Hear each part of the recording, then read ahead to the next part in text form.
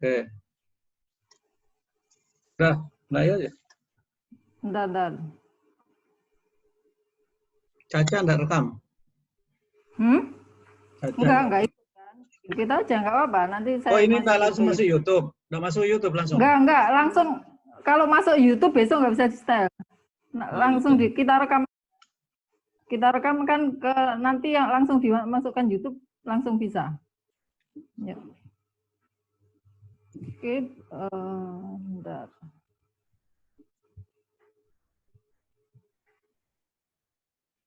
Bismillahirrahmanirrahim. Bentar, Prof. Dengar suara saya, Prof? Ya. Suara jelas ya? Dengar. Ya. Bismillahirrahmanirrahim. Assalamualaikum warahmatullahi wabarakatuh. Salam. Bertemu kembali dengan virtual learning by Proaktif Akademisi. Salam Proaktif Akademisi. Untuk teman-teman akademi di seluruh Indonesia, kami akan melanjutkan mengenai tanya jawab seputar implementasi software statistik dalam penelitian dan interpretasinya. Ini merupakan kelanjutan dari pertemuan kita tanggal 20 Juni 2020, karena pada saat itu kita belum sempat untuk menjawab beberapa pertanyaan, karena waktunya sudah cukup lama. Prof. Amin menjelaskan tidak terasa sudah hampir 3 jam. Sehingga kita akan melanjutkan untuk tanya jawab itu di sini. Ada beberapa macam pertanyaan, Prof. Ya. Ya, ini mungkin saya share screen dulu, tapi sebelum menjawab beberapa pertanyaan dari teman-teman, itu ada satu pertanyaan yang mungkin ini ya, bisa membantu teman-teman mahasiswa, itu terkait dengan hasil dari analisis statistik, uji statistik, uji regresi maupun uji yang lainnya, ketika probability atau tingkat signifikansinya itu pas 0,1 atau pas 0,05. Jadi itu apa keputusannya? Misalkan menghasilkan koefisien regresi 0,1 dengan tingkat signifikansi pas 0,1 atau 0,05, itu yang kapan hari itu ini ya ditanyakan, sehingga kita harus memberi pencerahan sebenarnya harus seperti apa yang benar untuk hal yang seperti itu. Ya, yang jelas begini, ada dua pandangan bahwa yang disebut signifikan itu kalau dia p-value-nya, probabilitasnya 10% ke bawah. Atau ada yang mengatakan 5%. Jadi kalau yang menganut 5%, persis dapat 5%, ya berarti itu sudah memenuhi. Begitu juga yang 5%, 10%. Persis angkanya 10%, berarti sudah memenuhi. Tidak ada masalah sebenarnya. Karena jadi maksudnya ya, karena probability 10% itu sebenarnya itu kira-kira perkiraan bahwa tingkat kesalahan, ya errornya itu sekitar 10%. Sehingga kalau sudah memenuhi 10% itu ya sudah dianggap signifikan. Biasanya kalau di dalam artikel dikasih bintang, bintangnya 1. Tapi kalau di bawah 10%, misalnya 5%, sekitar 5%, dikasih bintangnya 2. Kalau 1% ke bawah, itu bintangnya 3.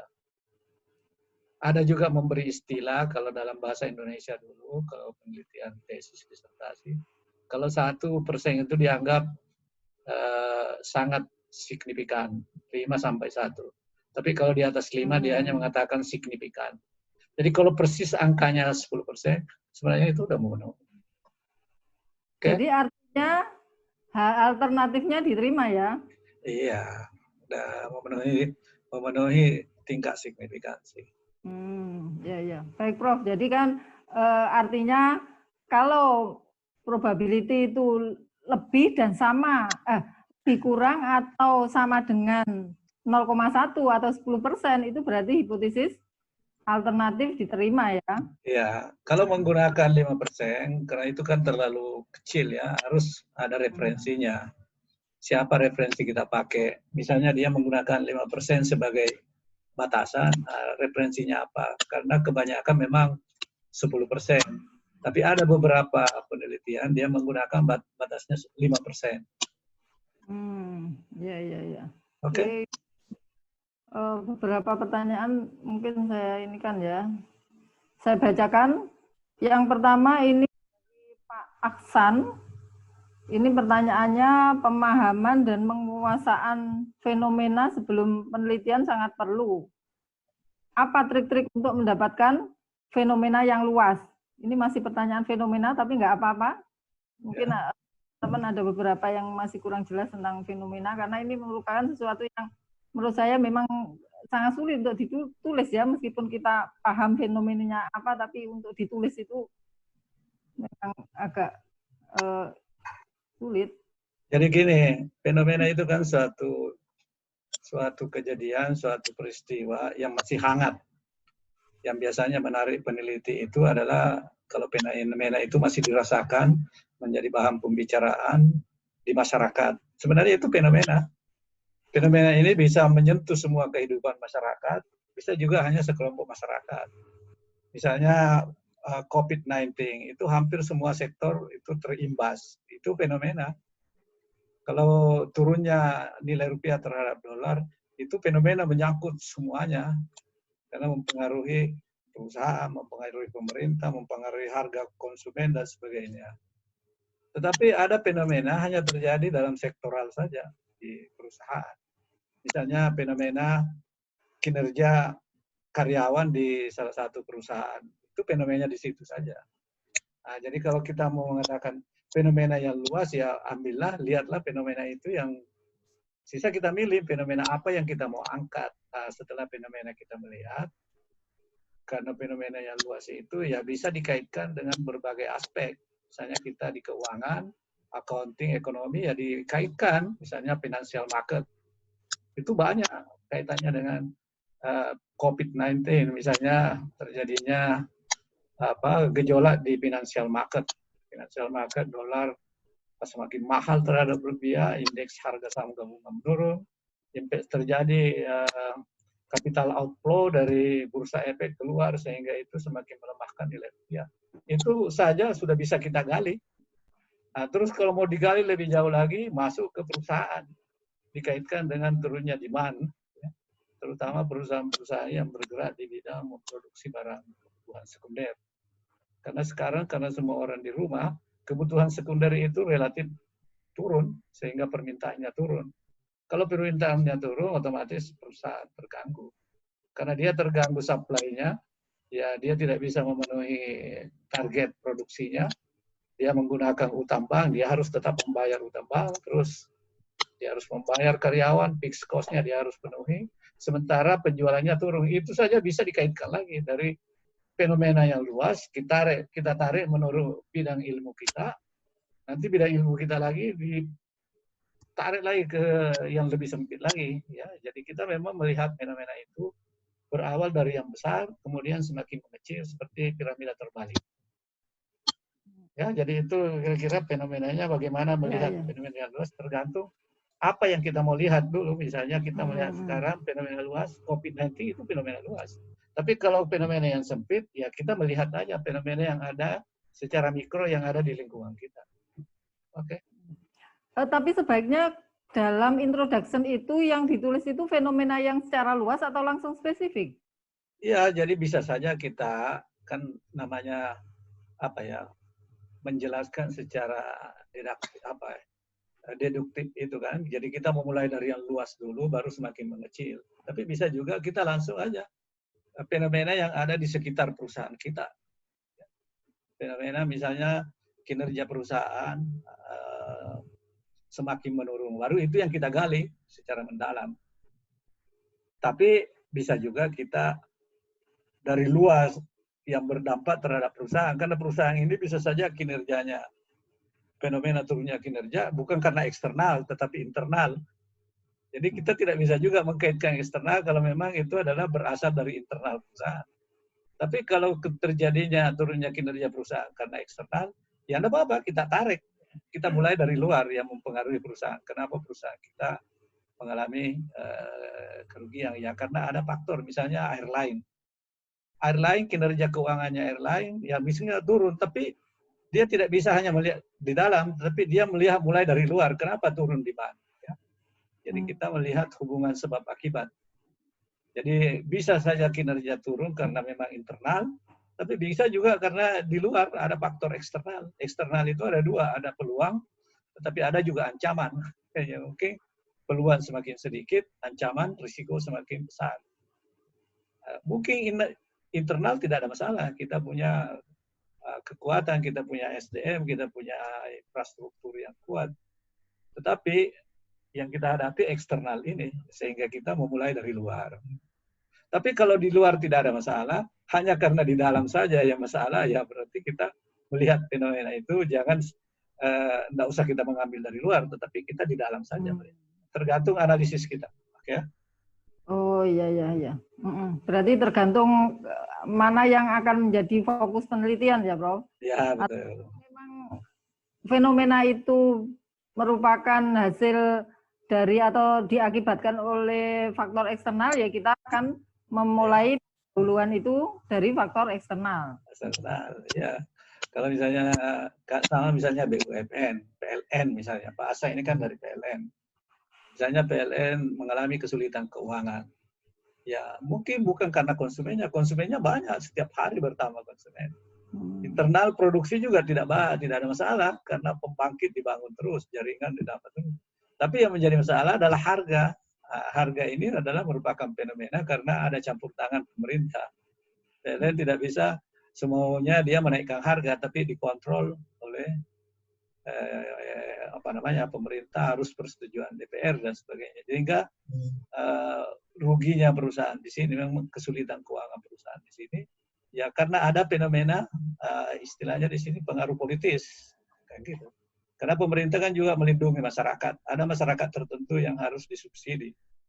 Nah, tapi sayangnya secara total kemampuan cash inflow-nya tidak sebanding dengan cash outflow, sehingga ya harus ada subsidi dari negara. Nah, negara ikut terimbas. Jadi kalau kita mengangkat itu sebagai sesuatu fenomena, ya kita fokus saja fenomena apa yang menyebabkan kinerja perusahaan ini menurun. Kalau begitu ya, kalau dalam case yang seperti itu berarti nggak usah membahas atau menguraikan mengenai perekonomian. Iya.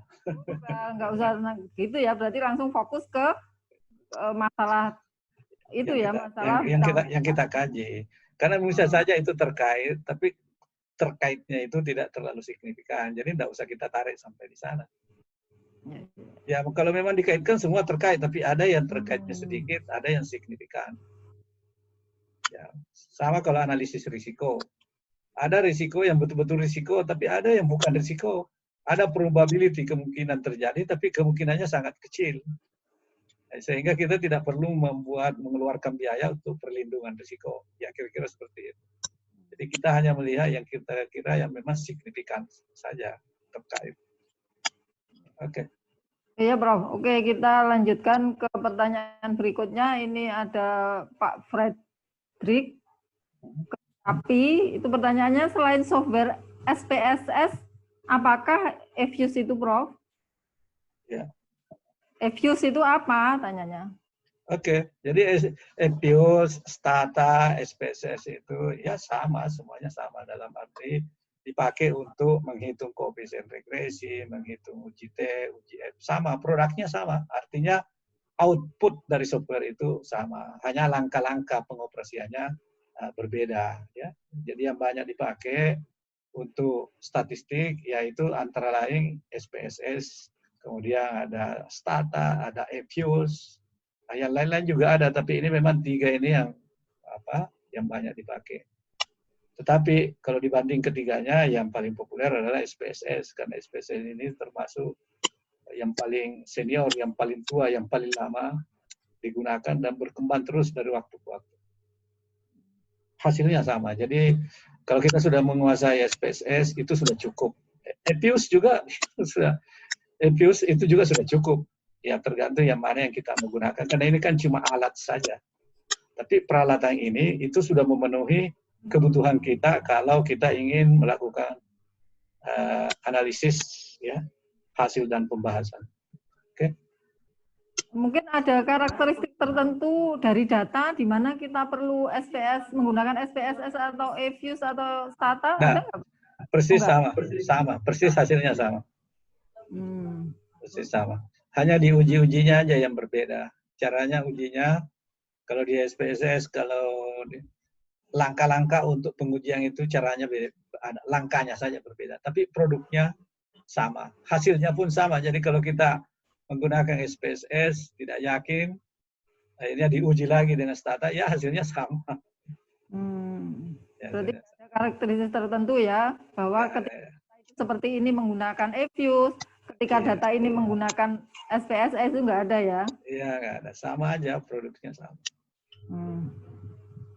Kemudian ini berikutnya dari Pak Joshua,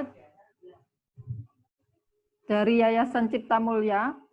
Pertanyaannya, dalam SEM atau RISREL atau AMOS, apakah pengambilan data primer itu harus mengikuti formula 5-10 subjek per variabel penelitian atau 5-10 subjek per kuesioner? Jadi begini, jadi AMOS, SEM, apa tadi, PLS, itu sebenarnya RISREL itu adalah suatu bentuk pengukuran, ya, koefisien regresinya itu standardized. Jadi standardized itu distandarisasi dulu, ya, distandarisasi baru itu yang diregres. Jadi angka, misalnya angka Y, angka-angka Y yang kita kumpulkan, angka X1, angka X2 sesuai data yang kita kumpulkan, kalau dalam regresi itu kan langsung diinput. Nah, nanti keluar hasilnya, koefisiennya, yang di sebelah kiri kolomnya itu di koefisien, ada kolom beta namanya unstandardized, berarti tidak distandarisasi. Di sebelah kanan ada kolom standardized, berarti distandarisasi. Apa perbedaan antara standardized dengan unstandardized? Yang standardized itu angka Y dan X tadi ya, dibagi dengan standar deviasinya. Setelah dibagi dengan standar deviasinya, itulah yang diregres. Jadi kalau kita biasanya menghitung secara manual, ada saya contohkan contohnya itu di slide share. Ada contohnya secara manual dan secara software statistik SPSS. Jadi kalau kita mau menghitung secara manual, maka misalnya tadi Y, dibuat dulu hitungan Y dikurangi Y rata-rata. Y kurangi rata-rata setiap pengamatan. Nah, lalu Y yang setelah dikurangi Y rata-rata setiap pengamatan ini, kalau dijumlahkan itu jumlahnya 0. Misalnya begini, pengamatannya ada 10. Y1, pengamatan 1, ada angka 10 di situ. Rata-rata dari Y ini katakanlah 8. Kenapa 8? Karena sigma dari Y dibagi dengan jumlah pengamatan, dibagi dengan 10. Misalnya tadi ada pengamatan 10 di Y, jumlahnya 80. Kemudian ada 10 pengamatan, berarti Y rata-rata adalah 80 bagi 10 sama dengan 8. Nah, yang saya maksud tadi Y dikurangi Y rata-rata adalah pengamatan pertama ada 10, Y rata-ratanya 8, berarti di situ ada plus 2. Itu yang disebut tadi Y dikurangi dengan Y rata-rata. Pengamatan kedua mungkin 6. Jadi 6 rata-ratanya 8, 6 kurang 8 minus 2. Dan seterusnya dari pengamatan ke pengamatan, lalu dijumlahkan, nanti ketemu angkanya 0. Nah, ketemu angkanya 0. Itu yang disebut dengan Y dikurangi dengan Y rata-rata. YI dikurangi Y rata-rata. Itu kalau dibuat secara manual, kolom yang kedua. Kemudian, kolom yang ketiga, Y dikurangi dengan Y rata-rata tadi, itu dibagi standar deviasi. Dari mana standar deviasi Y? Nah, itu tadi. Dihitung dulu standar deviasinya. Untuk menghitung standar deviasinya, ini dilanjutkan lagi tadi. Y dikurangi Y rata-rata, dikuadratkan dulu, ya, nanti baru diakarkan, nanti ketemu dikuadratkan itu varians, baru diakarkan, ketemu standar deviasi. Standar deviasinya inilah yang dipakai untuk membagi. Jadi dibagi angka setiap pengamatan, setelah itu nanti diregres. Yang diregres ini, Y dengan Y dikurangi Y rata-rata. Karena jumlahnya 0, sehingga kalau dia dijumlahkan nanti ke bawah, totalnya itu 0. Oleh sebab itu, kalau kita menghitung secara SPSS atau menghitung secara manual, tidak ada B0-nya. Kenapa tidak ada B0? Karena B0 itu adalah diperoleh dari Y rata-rata dikurangi dengan B0 kali X1 tambah B1. B0 itu diperoleh dari Y rata-rata dikurangi dengan B1 kali X1, B2 kali X2, dan seterusnya, sehingga dia 0. Kenapa dia 0? Karena Y-nya adalah jumlahnya 0. Jadi ini hanya perbedaan penafsiran. Perbedaan angka tadi itu karena yang diregres, yang menggunakan tadi SEM atau PLS, itu adalah setelah dibagi dengan standarisasi. Standar deviasi. Sedangkan kalau yang SPSS, dia sajikan dua, mau dipakai yang standardized atau unstandardized. Tetapi pada umumnya yang kita pakai kalau di SPSS, unstandardized. Kenapa? Karena kalau kita menggunakan unstandardized, bisa dipakai untuk memprediksi. Langsung angka itu bisa dipakai untuk memprediksi. Misalnya pengamatan 10 tahun. Tahun pertama sampai dengan tahun ke-10. Tahun ke-11 bisa kita prediksi, langsung saja masukkan angka-angka koefisien. X1 masukkan X2, langsung kita memprediksi Y pada tahun ke-11. Tapi kalau kita menggunakan standarisasi, itu bisa juga tetapi dikembalikan dulu angkanya. Kita menghitung kembali, mengembalikan standar deviasinya. Akhirnya kembali juga menggunakan koefisien regresi yang unstandardized. Itu pertanyaan mengenai tadi perbedaan hasil regresi dengan PLS. Kemudian hasil daripada PLS SEM itu tidak secara istilahnya simultan, karena itu satu-satu. Lihat saja nanti outputnya. X1 dengan Y, X2 dengan Y, X3. Dia tidak seperti dalam SPS sekaligus. Dia ada satu-satu. Satu-satu yang satu-satu dihitung, dan dia tidak punya B0. Jadi dia lebih kepada ingin melihat kecenderungan, tapi bukan koefisien. Oleh sebab itu banyak dipakai PLS ini untuk penelitian yang menggunakan data angket. Data angket yang kita menggunakan skala Likert. Karena memang skala Likert ini kalau dipakai memprediksi sulit. Katakanlah, prediksi kita kan menggunakan skala Likert 1 sampai 5. Jadi kalau terjadi kita ketemu koefisien B1 0,5, artinya kalau X1 naik 1, maka Y naik sama dengan 0,5. Apa maknanya 0,5 itu kalau X1 naik? Kan tidak ada maknanya karena tidak ada jawaban dari responden yang mengatakan antara 4 dan adanya cuma 4 kan, atau tidak ada 4, sangat setuju atau setuju. Iya, cuma itu. Jadi memang tidak, akhirnya memang bukan dipakai untuk memprediksi. Jadi lebih melihat kepada mendeskripsikan ya. Ya, jadi bukan dipakai untuk memprediksi. Ya, jadi itu tadi. Kemudian mengenai pertanyaan tadi, apa 5-10 yang dia maksud tadi apa? Kuesionernya atau apanya? Pilihannya yang dia tanya. Artinya gini, apakah formulanya 5-10 itu subjek per variabel atau subjek per kuesioner? Subjek maksudnya apa? Subjek variabel itu pertanyaan atau apa? Lah iya makanya. Saya tidak clear pertanyaannya. Apa yang dimaksud indikator kah? Kan biasanya begini. Variabel indikator itu atau variabel kan gitu toh. Iya, misalnya variabel X1 untuk mendapatkan angka X1 ini dibuatlah pertanyaan untuk menjaring indikator, dibuat 5. Ada yang membuat 10. ada yang membuat. Nah, ya, jadi tergantung. Jadi kan itu kadang-kadang orang menggunakan referensi dalam penelitian angket ini. Kita tidak boleh juga menggunakan secara sembarangan karena biasanya kalau dalam penelitian dicari mana referensinya, kenapa menggunakan indikator ini, harus ada referensi.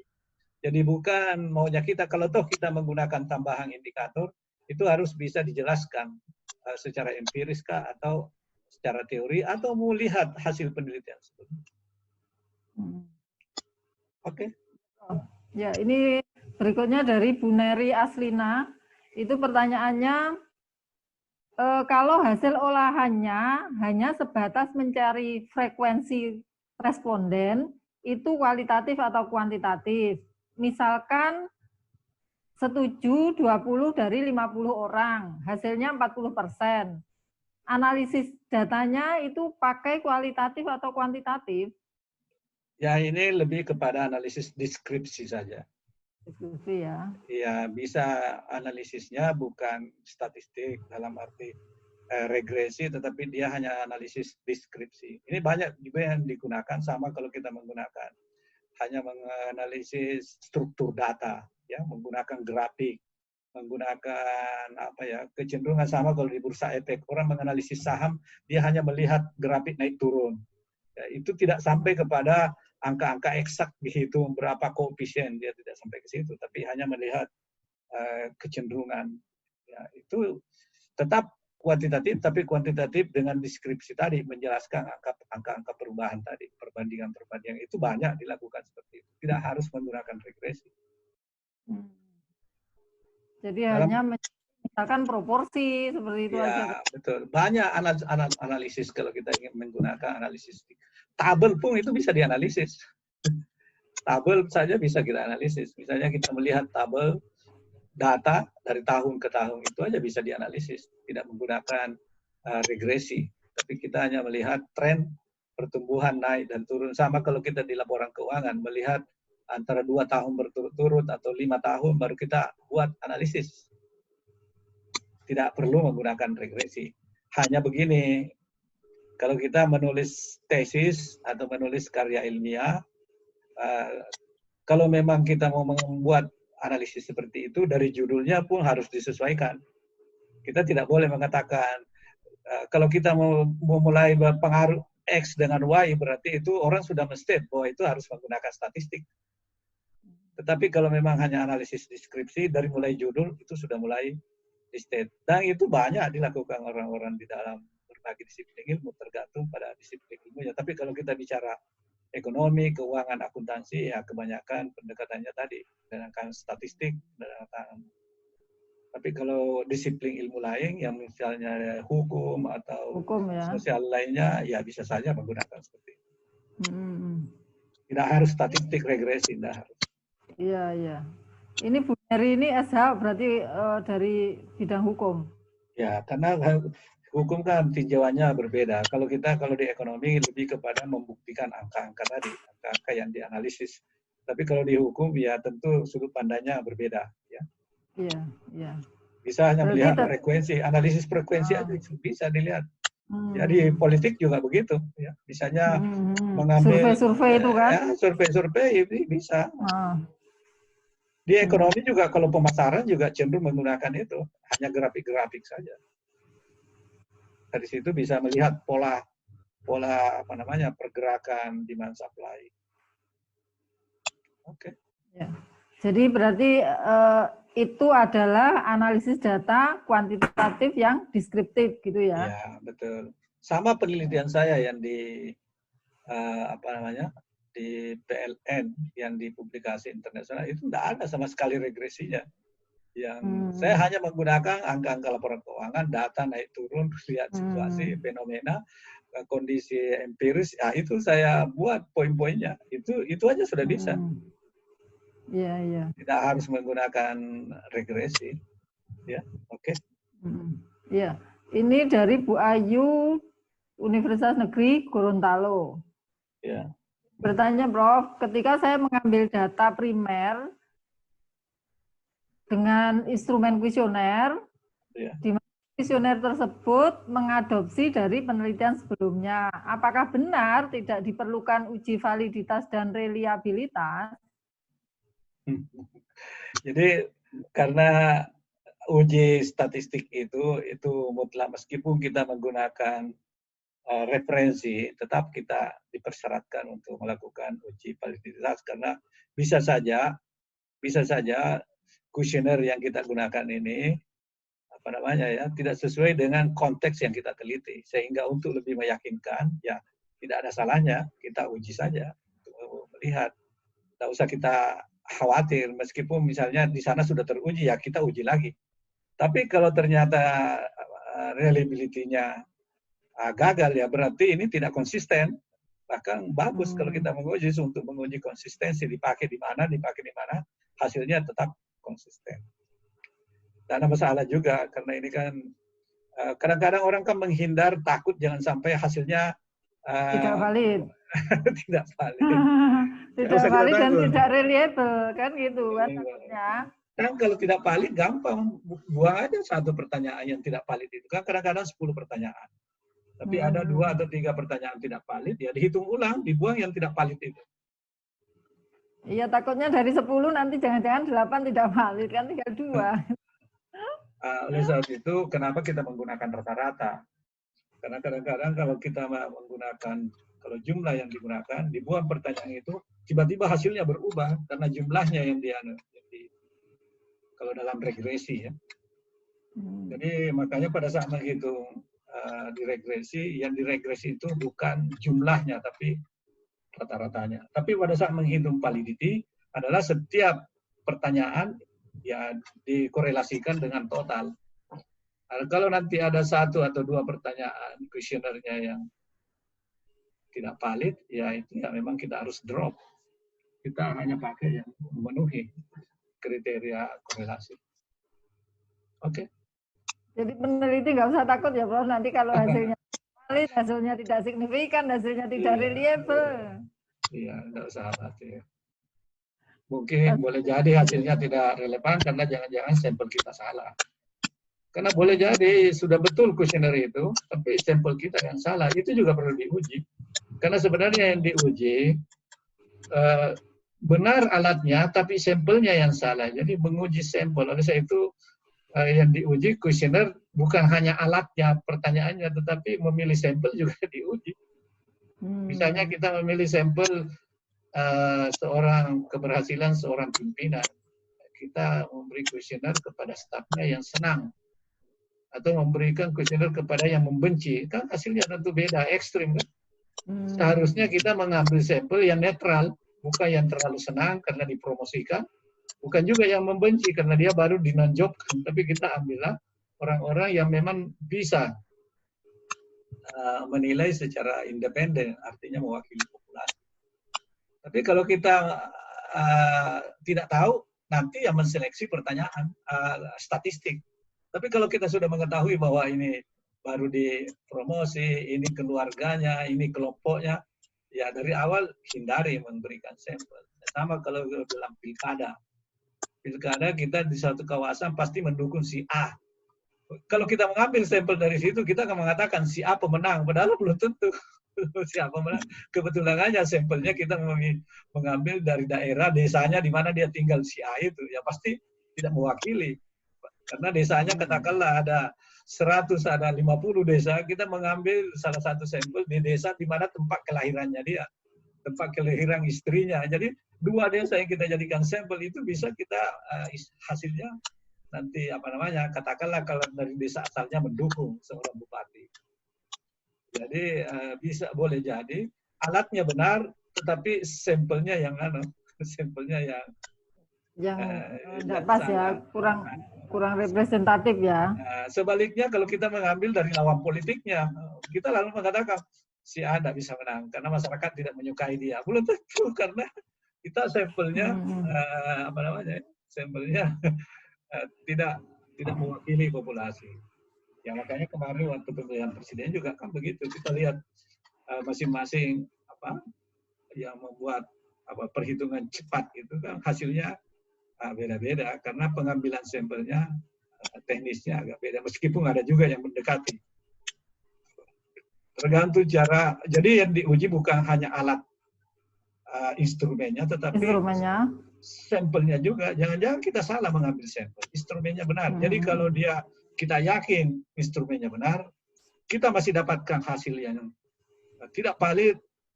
Mungkin jangan pertanyaannya yang di drop, tetapi sampelnya yang dicek secara scatter diagram. Kan kelihatan tuh kalau dimasukkan di dalam scatter diagram ada angka-angka yang bias, terlalu tinggi atau terlalu rendah, ya, terlalu tinggi atau terlalu rendah. Misalnya kita meneliti tingkat kemiskinan atau tingkat kesejahteraan satu kelompok masyarakat, tapi kita meneliti kelompok orang kaya, berarti dia terlalu kaya, tapi ada juga kelompok yang terlalu miskin. Jadi dia ekstrim bawah, ada ekstrim. Padahal di kelompok masyarakat orang kaya itu tidak banyak, mungkin hanya 2% saja. Tapi kita mengambil dia sebagai sampel, akhirnya ada angka di atas. Atau orang yang miskin, padahal orang miskin ini sebenarnya tidak terlalu banyak. Tapi waktu kita membuat pengedar kuesioner, kita berada di suatu kawasan yang di situ berdekat-dekatan, ya sudah semua kita berikan pertanyaan. Itu juga pemilihan sampel yang pas. Jadi homogenitas data harus diperhitungkan. Kalau datanya homogen, tidak ada masalah. Dimanapun kita ambil sama saja. Tetapi kalau dia heterogen, sangat complicated, maka kita harus membuat cluster. Ada yang mewakili kelompok masyarakat ini, ada yang mewakili kelompok masyarakat ini, dan seterusnya. Ya, gitu, Bu. Kalau yang seperti itu berarti metode pengambilan sampel yang pas itu perlu sekali ya, agar nanti menghasilkan data yang memang bisa mewakili populasi. Jadi konteks yang kita teliti apa? Ya, misalnya kita meneliti perilaku mahasiswa, misalnya. Perilaku mahasiswa, ya mungkin kalau kita meneliti perilaku mahasiswa, kalau perilakunya mungkin kita bisa melihat apakah cenderung homogen mahasiswa ini atau dia heterogen. Kalau kita misalnya mahasiswa di Jakarta, mungkin dia heterogen karena mahasiswa dalam satu perguruan tinggi dari mana-mana ya, seluruh Indonesia, jadi dia heterogen. Tapi kalau kita meneliti mahasiswa di satu daerah, misalnya kota kecil, di Madura misalnya, itu kan semua mahasiswanya orang Madura semua, berarti kan dia cenderung homogen. Atau kita di daerah katakanlah di Malang, semua mahasiswanya berada di sekitar Malang di situ, jadi dia tidak terlalu heterogen, dia cenderung homogen.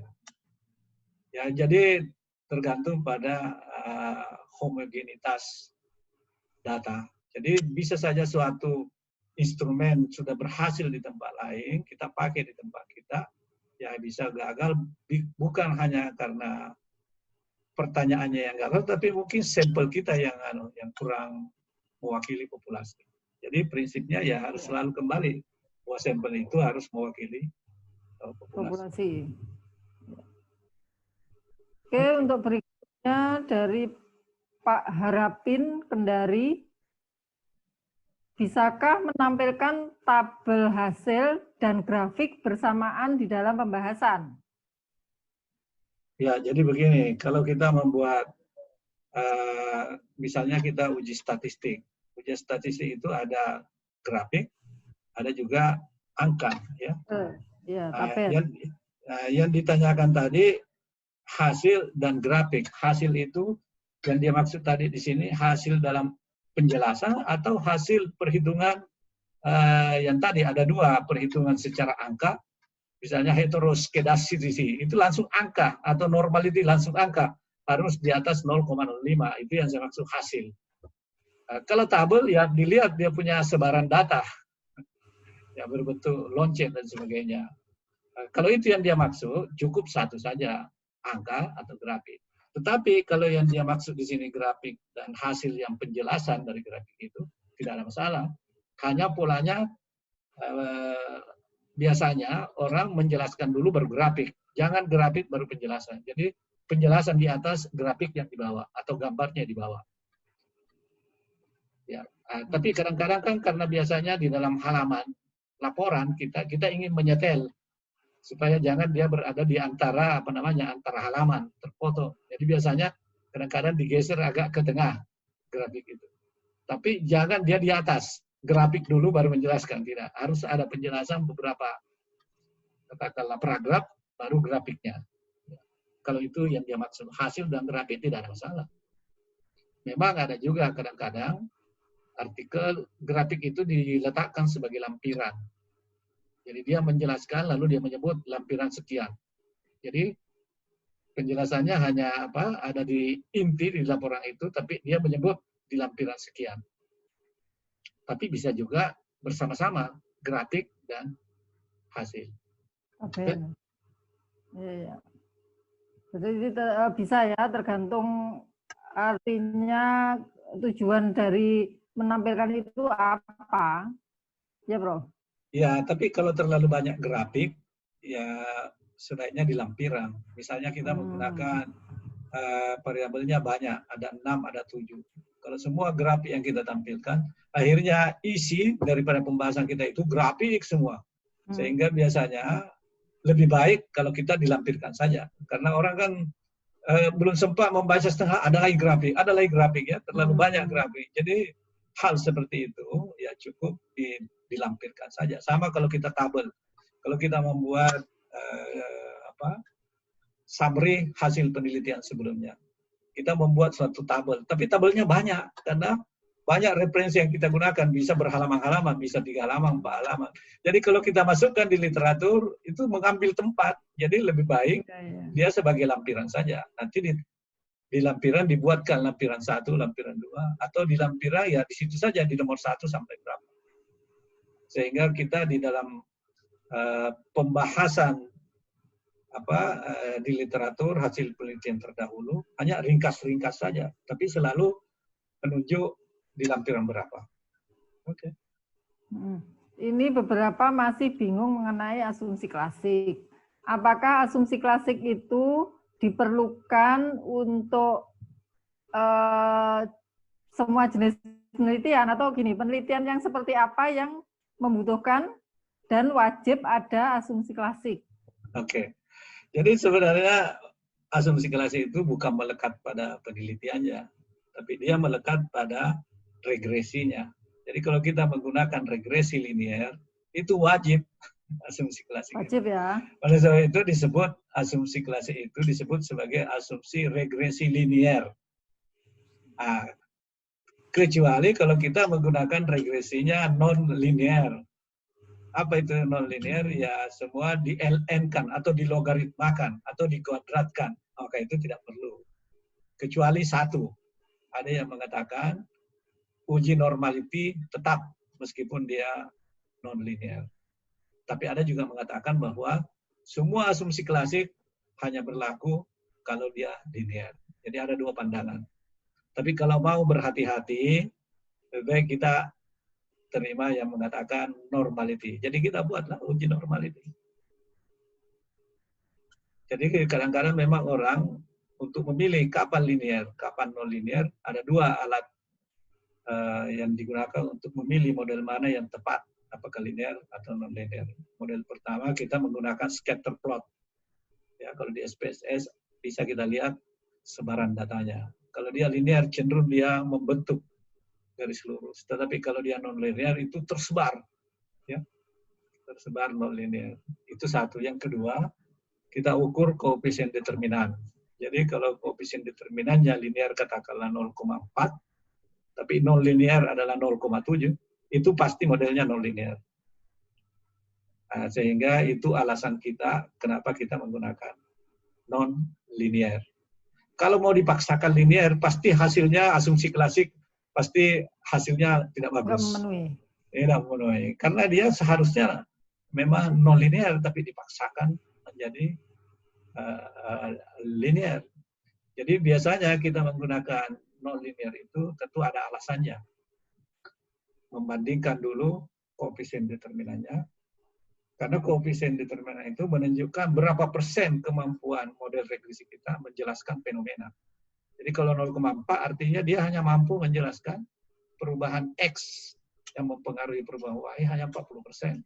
Tapi kalau 70%, berarti itu makin tinggi persennya koefisien determinannya, model kita makin cepat. Jadi kalau non-linear 0,7 pasti lebih baik daripada linear yang hanya 0,4.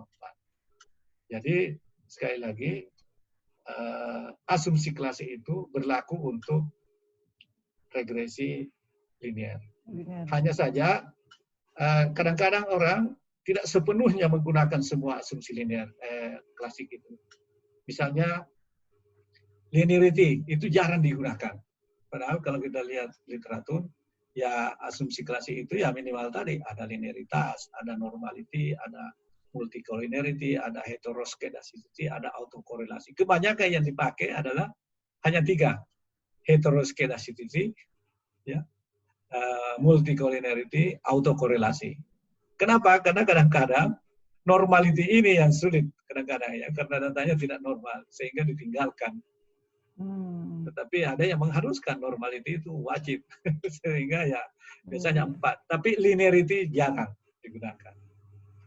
Tapi kalau kita mau melihat literatur itu harus memenuhi itu 5-5-nya. Dan biasanya kalau datanya sudah memenuhi, salah satunya katakanlah kita priority pada normality, biasanya yang lain-lain hasilnya bagus. Oke. Ya, itu tadi pertanyaan dari Pak J di Manado. Kemudian masih terkait asumsi klasik dari Bu Andri Unitomo. Kalau untuk korelasi itu apakah wajib untuk data yang bersifat time series? Ya, oke. Korelasi sebenarnya itu bedanya. Otokorelasi ya, Prof? Otokorelasi ya berarti? Otokorelasi maksudnya? Autokorelasi itu sebenarnya justru wajib untuk time series. Tapi ada yang mengatakan bukan hanya time series saja. Yang cross section pun yang berserial juga itu wajib juga. Jadi beberapa peneliti mengatakan kalau dia cross section tidak perlu. Tapi dalam textbook banyak peneliti mengatakan bahwa itu meskipun dia cross section itu perlu juga diuji autokorelasinya. Karena yang diukur di situ adalah serial correlation-nya yang diuji. Oke? Wajib ya berarti kalau untuk data time series untuk autokorelasi. Ya. Ya. Kayaknya teman-teman ini takut untuk uji asumsi klasik kalau tidak memenuhi yang disyaratkan. Makanya banyak pertanyaan tentang uji asumsi klasik. Ini satu lagi dari Bu Damayanti. Kalau kita tidak melakukan uji asumsi klasik, apakah nanti hasilnya sama atau berbeda regresinya ketika tidak menggunakan asumsi klasik? Menggunakan dan tidak menggunakan itu apakah hasilnya sama atau berbeda nanti? Sebenarnya begini pertanyaannya itu. Hasil itu sebenarnya tidak menggunakan atau tidak menggunakan ya tentu hasilnya sama ya, tentu hasilnya sama. Hanya begini, kalau sesuatu yang seharusnya karena dia melanggar asumsi klasik seharusnya kita melakukan datanya kita harus perbaiki ya tentu nanti hasilnya itu tidak sesuai dengan fenomena yang kita teliti. Ya, contoh begini. Terjadi pelanggaran multicollinearity. Apa konsekuensinya? Berarti tidak valid digunakan hasil perhitungan itu untuk memprediksi. Jadi kalau kita gunakan untuk memprediksi itu pasti tidak valid, artinya tidak tepat. Jadi sebenarnya yang kita mau, kalau dia tidak melakukan itu dan ternyata di dalamnya mengandung pelanggaran, ya maka hasilnya itu tidak bisa dipakai untuk memprediksi. Itu antara lain. Ya, jadi kalau dari segi hasil, dalam arti hitungan ya tentu kan sama saja, tetapi yang dimaksud di sini kalau dia ternyata terjadi pelanggaran tapi masih tetap kita gunakan angka itu pasti tidak valid untuk digunakan sebagai memprediksi, apalagi di dalam pengambilan keputusan bisa terjadi bias. Nah, contoh begini multicollinearity. Kita mengukur kesejahteraan masyarakat atau rumah tangga dengan menggunakan variabel pendapatan rumah tangga, pendapatan istri, dan pendapatan suami. Itu terjadi multicollinearity secara teori. Karena pendapatan rumah tangga adalah gabungan pendapatan suami dan pendapatan istri. X1 pendapatan suami, X2 pendapatan istri, X3 pendapatan rumah tangga. Berarti kan pendapatan rumah tangga ini terjadi multicollinearity, lalu keluarlah nanti koefisien. Itu pasti bias karena apa namanya ya, terjadi pelanggaran, artinya pelanggaran multicollinearity secara teori. Jadi kalau itu terjadi diuji dalam statistik tidak ada multicollinearity, berarti ada kemungkinan datanya yang salah. Karena secara teori sudah apa namanya, jadi itulah yang dipelajari dalam ekonometrika. Jadi ekonometrika itu dia tidak hanya melihat ilmu statistiknya, tapi melihat teori ekonominya. Jadi variabel-variabel yang dipilih itu harus betul-betul diseleksi secara teori bahwa misalnya tadi tidak terjadi apa namanya ya, tidak terjadi multicollinearity. Ya sama kalau kita mengukur tadi SDM, autokorelasi. Jadi kalau ada karyawan diberikan bonus, lalu meningkat prestasi kerjanya, itu belum tentu karena diberikan kenaikan gaji sehingga apa namanya kinerjanya makin meningkat. Ya bisa jadi karena dia semakin mahir. Karena kalau seseorang bekerja melakukan berulang-ulang pekerjaan itu, dia semakin terampil, misalnya juru ketik. Pertama kali dia mengetik, mungkin 1 halaman butuh waktu setengah jam. Tapi dari tahun ke tahun kerjanya mengetik saja, lama-lama dia tidak perlu setengah jam lagi. Jangan-jangan hanya 5 menit 1 halaman. Karena dia semakin, jadi waktu yang membentuk dia. Iya, jadi itu kalau diukur, seolah-olah kita mengatakan kenapa dia berkinerja baik, karena gajinya dinaikkan, bonusnya dinaikkan, bukan. Jadi itu yang dimaksud tadi, autokorelasi tadi. Jadi sebenarnya waktu yang membentuk dia sehingga perlu diuji autokorelasinya. Jangan-jangan keterampilan sekarang itu bukan karena apa namanya, bukan karena bonus yang dia terima, tetapi dia semakin dipengaruhi oleh serial-serial sebelumnya. Jadi, karena pengalaman kerja berarti kan? Karena jam terbangnya. Ya itu makanya perlu diukur, benar nggak? Jangan sampai Y sekarang dipengaruhi oleh Y sebelumnya. Y sekarang bukan dipengaruhi oleh X, tapi dipengaruhi oleh Y sebelumnya. Jadi kinerjanya sekarang meningkat karena dipengaruhi oleh kinerjanya, keterampilannya dari waktu ke waktu ya, kira-kira begitu. Semakin terampil sehingga perlu diuji. Oh ternyata bukan autokorelasi bebas dari autokorelasi. Betul-betul yang Y ini dipengaruhi oleh X. Oke. Ya, jadi mengenai tadi hasilnya, ya secara hitungan tentu berarti ya. Tetapi yang penting nanti pada saat digunakan untuk memprediksi, digunakan untuk pengambilan keputusan, ya di situ tidak valid. Karena ada yang dilanggar. Bahkan dalam penelitian, kalau kita mendefinisikan variabel X1, X2, orang belum melihat statistiknya sudah langsung mengatakan ini pasti multicollinearity. Kalau hasilnya angkanya ternyata statistik mengatakan tidak multicollinearity, berarti datanya yang salah. Ya sama kalau di accounting, ada biaya SDM, ada biaya pemeliharaan, ada biaya bahan bakar, ada biaya bahan baku dan sebagainya, ada biaya penyusutan. Tapi kita tambahkan lagi satu, biaya total sebagai variabel X3, X4. Biaya total ini terjadi multicollinearity karena di dalam biaya total ada biaya SDM, ada biaya, jadi biaya total harus dikeluarkan.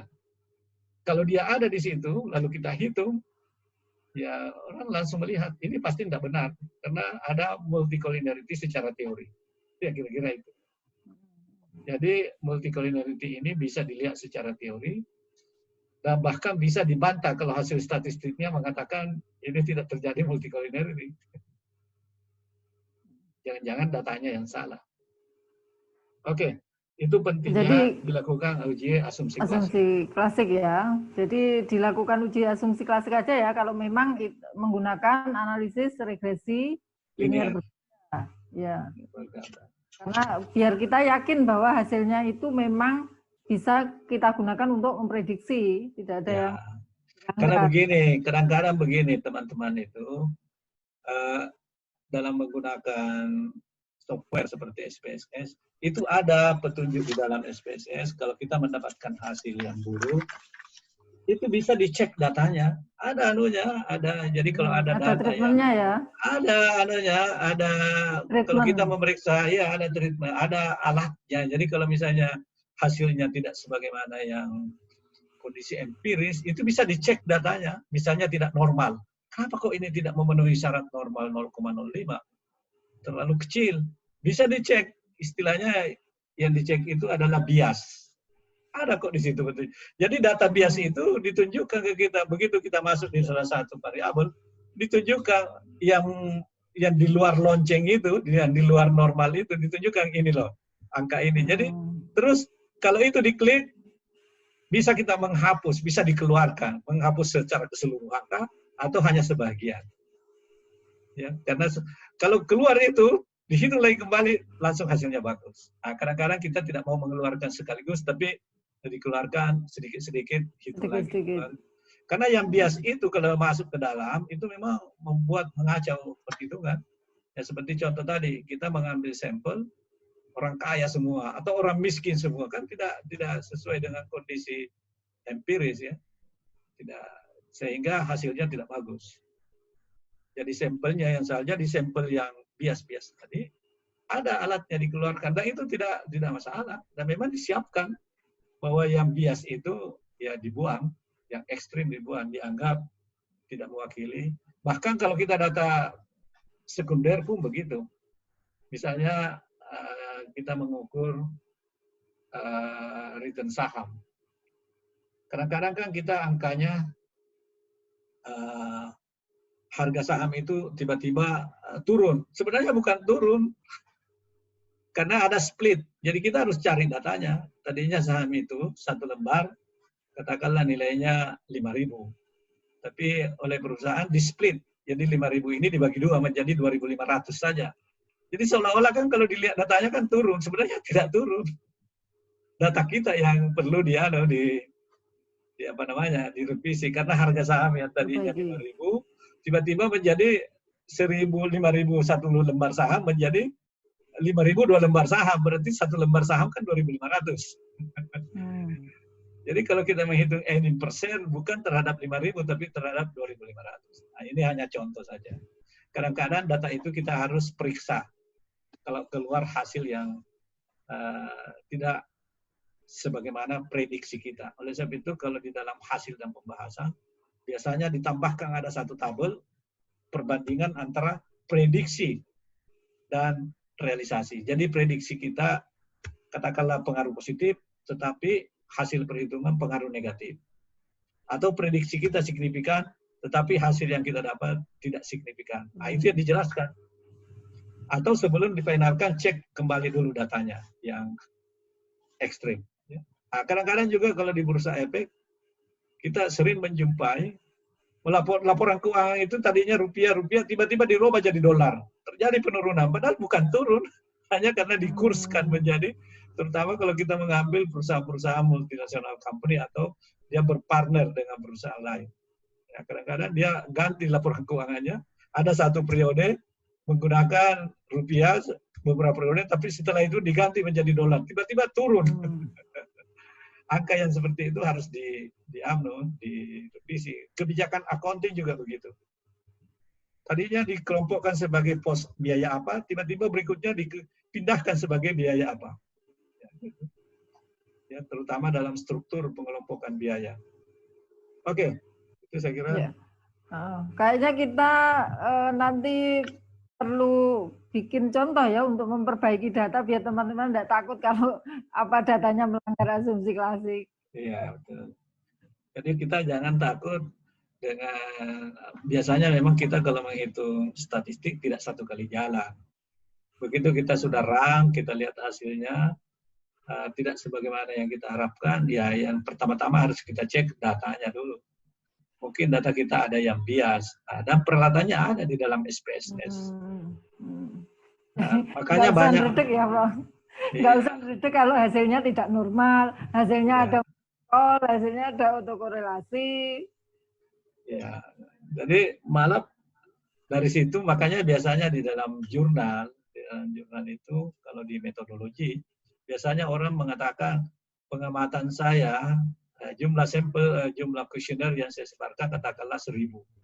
Tapi yang masuk mengembalikan hanya 500, misalnya gitu ya. Kemudian 500 setelah kita mengolah data, hanya boleh dipakai 300. Karena 200 itu ya tadi tidak mungkin terseleksi pada saat validity, ya, terseleksi pada saat reliability, pada saat terseleksi pada saat diolah datanya, pada saat menghitung asumsi klasik dan sebagainya. Sehingga yang tadinya 500 masuk data, yang diolah pada akhirnya hanya 200. Karena tadi yang apa namanya, yang bias dibuang. Oke. Ya, berikutnya dari Pak Joshua lagi, bolehkah kita menggunakan skala Likert itu yang genap? Artinya berarti tidak ada pendapat netral. Kalau biasanya kalau 5 itu kan ada tengah-tengah, 7 ada tengah-tengah. Kalau kita itu menggunakan genap. Iya, boleh aja. Karena tidak dibatasi. Hanya yang penting kita bisa mengklasifikasikannya. Karena biasanya yang mudah diklasifikasikan itu baik sekali, kemudian kurang sekali, kan itu saja. Tetapi kita kalau mau menambah lagi satu, berarti yang di tengah-tengah itu ada 2. Yang di tengah-tengah itu ada 2. Jadi tidak lazim. Yang lazim itu ya tadi, supaya ada keseimbangan di tengah itu. Atau mungkin dihilangkan. Jadi 3 klasifikasi ke sini, 3 klasifikasi ke sana, ya. Atau misalnya 4 saja. Baik sekali, buruk sekali, kan gitu. Itu diperbolehkan ya, Bu? Ya, dalam penelitian yang paling umum itu 5. 5. Yang paling umum itu 5. Saya jarang melihat itu yang apa namanya, yang genap ya, yang genap jarang ya. Yang genap. Kebanyakan kita bahkan 7 pun jarang kita melihat. Yang kebanyakan itu hanya 5 saja. Jadi kalau kita misalnya membuat 6, ya mungkin kita harus meyakinkan dulu apa konteksnya 6 itu. Ya, misalnya kita mengukur perilaku. Perilaku, bagaimana kita perilaku yang baik sekali. Nah, itu jelas, buruk sekali. Tapi yang di tengah netral, bagaimana kita membagi lagi, menambah 1, netral 2. Ya, kecuali kalau ada suatu besaran yang kita bisa kita bisa menentukan. Jadi kita harus tergantung dari konteksnya. Kalau misalnya memang harus 6, ya tidak ada masalah. Kalau memang itu ada 6 yang kita pilih, contoh begini.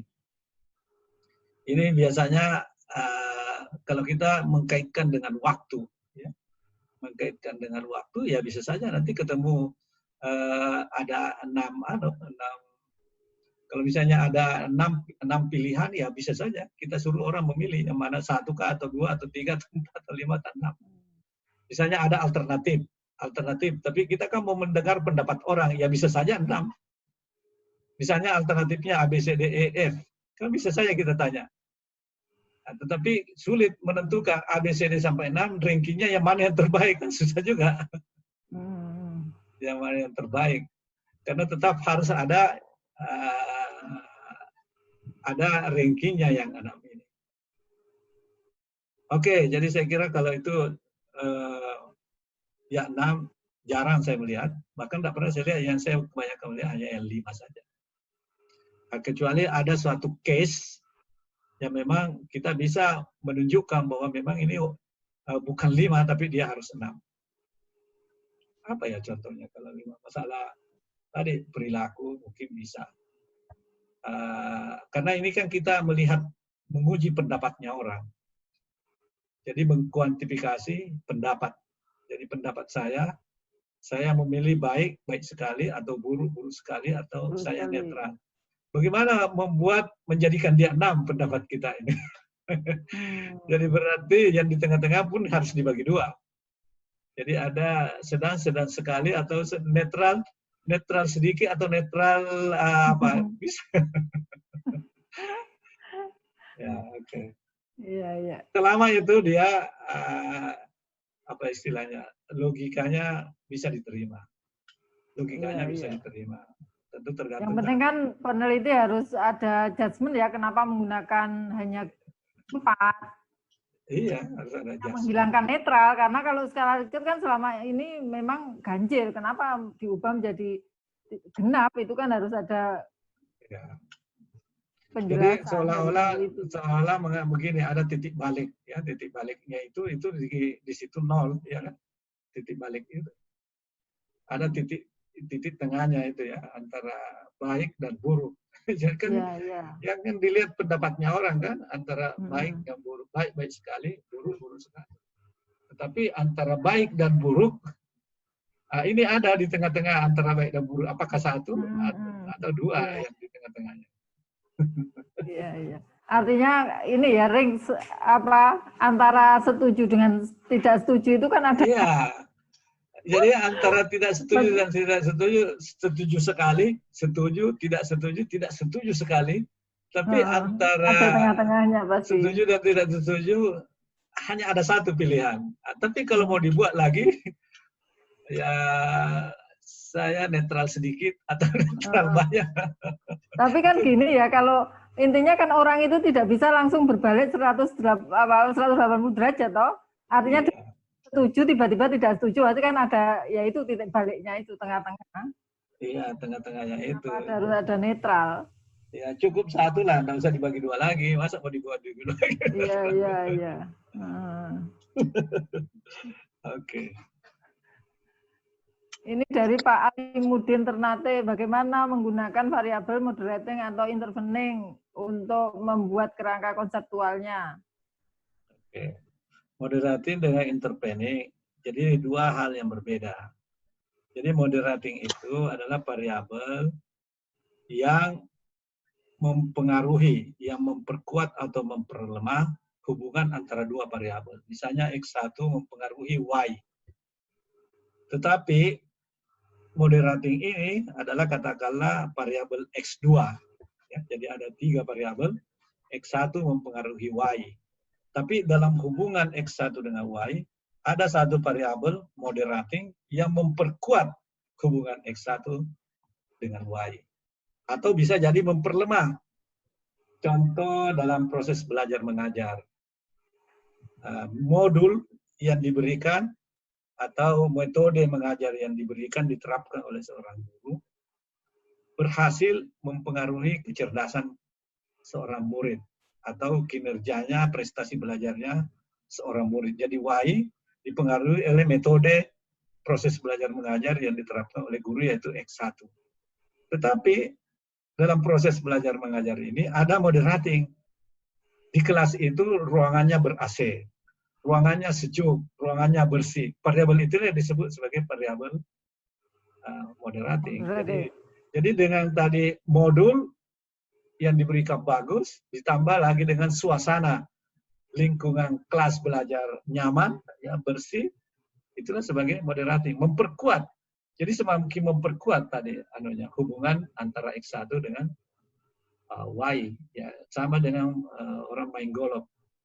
Kenapa orang Australia banyak yang main golfnya bagus. Sedangkan di Indonesia banyak pemain golf tapi tidak bisa sebagus orang Australia. Kita itu tidak bisa sulit menyaingi itu pemain-pemain dari Eropa, dari Australia. Karena kenapa? Di negara kita panas. Padahal kalau orang main golf mau di final itu memasukkan bola di lubang, itu diperlukan konsentrasi, ketenangan, emosi juga mempengaruhi. Nah, bagi negara yang tropis seperti kita, ya karena panas, maunya buru-buru aja, tidak. Jadi konsentrasi itu kurang. Tapi kalau orang Australia, karena dia sejuk, nyaman, jadi dia bisa tenang memukul bola sehingga banyak jago-jago main golf di Australia dan orang-orang di negara-negara sejuk. Apa artinya? Berarti lingkungan sejuk itu mempengaruhi sebagai variabel moderating orang sukses main golf. Jadi jarang itu juara-juara golf dari daerah tropis. Ya. Yang juara-juara golf itu adalah dari negara-negara sama dengan orang melihat kenapa ilmu pengetahuan dulu di Arab Saudi itu tumbuh berkembang dibanding dengan sekarang. Ya. Ada yang mengatakan dari sudut pandang bahwa dulu orang Arab itu ekonominya bagus. Atau zaman Nabi ya, zaman tahun berapa itu dianggap sehingga orang itu tenang hidupnya, sehingga memikirkan itu berpikir itu lebih karena tidak ada lagi yang dipikirkan. Orang bisa berpikir itu karena tidak ada lagi yang dipikirkan ya, seolah-olah ya. Tapi kalau masih memikirkan perut ya orang nggak sempat mikir. Ya karena belum ada waktu itu apa ya, belum ada teknologi komunikasi, belum ada internet juga. Jadi ya orang akhirnya apa? Dia orang senang berlama-lama menatap, berpikir ya. Ya sama kalau di daerah dingin. Orang sekolah di daerah dingin kita bisa belajar pagi sampai sore. Ya rasanya seperti pagi. Tapi coba kita di Indonesia belajar jam 12 itu semua murid sudah pada mengantuk. Atau kalau di kantor kita sudah jam 1 habis makan siang, disuruh lagi masuk di kelas, itu pasti sudah mengantuk semua. Karena tadi pengaruh lingkungan. Pengaruh lingkungan inilah yang disebut sebagai moderating. Itu contohnya. Jadi moderating itu adalah bisa memperkuat, bisa memperlemah. Nah, alat ukurnya nanti bisa dilihat. Oleh sebab itu, variabelnya dikalikan antara X1 dengan X2. Namanya interaksi. Jadi X1 angkanya dengan X2 ini dikalikan, lalu diukur bagaimana pengaruhnya terhadap Y. Kalau X1 dan X2 ini dikalikan ternyata tidak signifikan pengaruhnya terhadap Y, berarti dianggap tidak memperkuat. Tidak memperkuat dan tidak memperlemah. Berarti dia peranan moderating di sini dia tidak berperanan. Dia hanya variabel biasa saja. Oleh sebab itu dalam regresi dihitung dua. X1 terhadap Y, X2 terhadap Y sebagai variabel independen biasa, dan satu lagi interaksi X1 kali X2 terhadap Y. Jadi angkanya dikalikan terhadap Y. Nah, maka X1 dengan Y ini, karena dia bukan sebagai variabel moderating, maka dia hanya sebagai variabel independen biasa. Dan kalau kita menggunakan variabel moderating, sebenarnya itu otomatis pasti terjadi multicollinearity. Kenapa terjadi multicollinearity? Karena interaksi itu adalah perkalian X1 dengan X2. Jadi terjadi pasti hubungan antara variabel independen terjadi multicollinearity. Makanya dikatakan non-linear tidak perlu mengukur multicollinearity karena perkalian ini dianggap sebagai non-linear. Oke, sedangkan intervening dia variabel antara. Jadi variabel antara ini X1 tidak langsung mempengaruhi Y, tapi dia melalui X2 baru X2 mempengaruhi Y, intervening. Tapi ini pun diuji apakah X1 langsung mempengaruhi Y atau X1 mempengaruhi X2 baru mempengaruhi Y, pengaruh tidak langsung. Diuji kedua variabel ini, nanti hasilnya kita buktikan bahwa apakah berpengaruh langsung atau berpengaruh tidak langsung.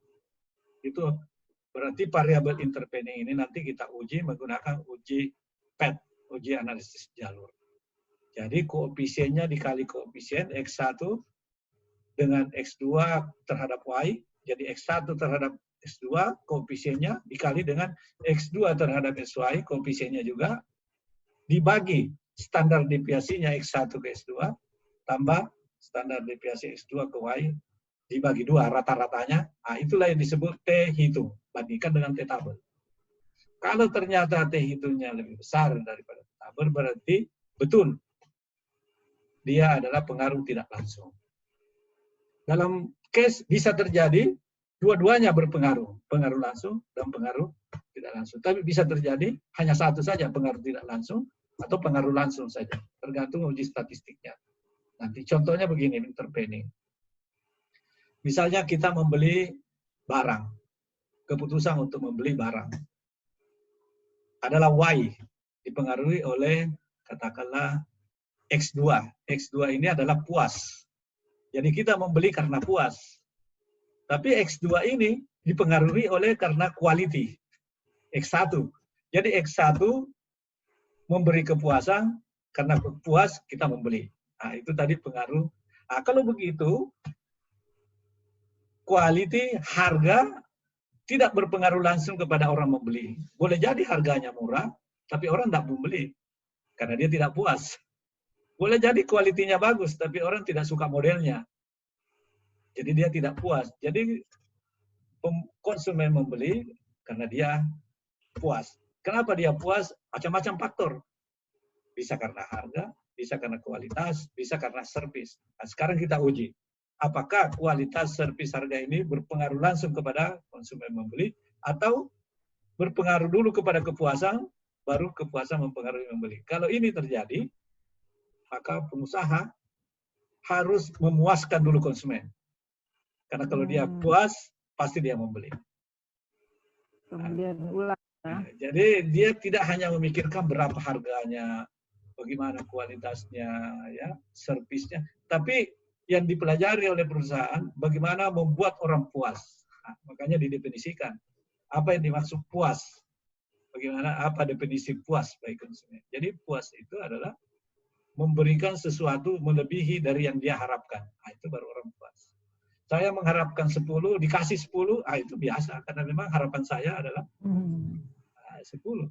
Tapi kalau saya harapkan 10, dapat katakanlah 12, itu baru puas. Jadi definisi puas itu dalam teori pemasaran, kalau kita bisa memberikan melebihi dari yang dia harapkan. Kita membeli handphone, kita hanya harapkan untuk WA, SMS, telepon. Tapi di dalam handphone kita 1001 macam virtual yang tidak pernah kita pakai. Tapi itu pun sudah kita membuat puas. Karena banyak pernah datang. Orang lain juga punya, kita juga punya. Padahal tidak pernah dipakai. tapi dia memberikan melebihi dari yang dia harapkan. Saya hanya mengharapkan ini, tapi dia kasih saya 100. Padahal saya mengharapkan cuma 10 untuk WA, telepon, SMS, dia kasih macam-macam. Bahkan sampai kita jual handphone itu, ganti handphone baru, belum pernah dipakai semua yang ada di dalam itu.